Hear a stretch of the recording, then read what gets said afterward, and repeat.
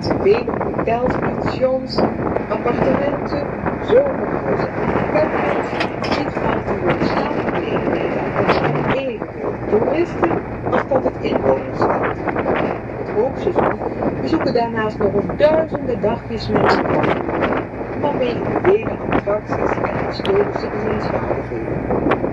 The town of Valkenburg is 950 years old and now has about 20,000 inhabitants.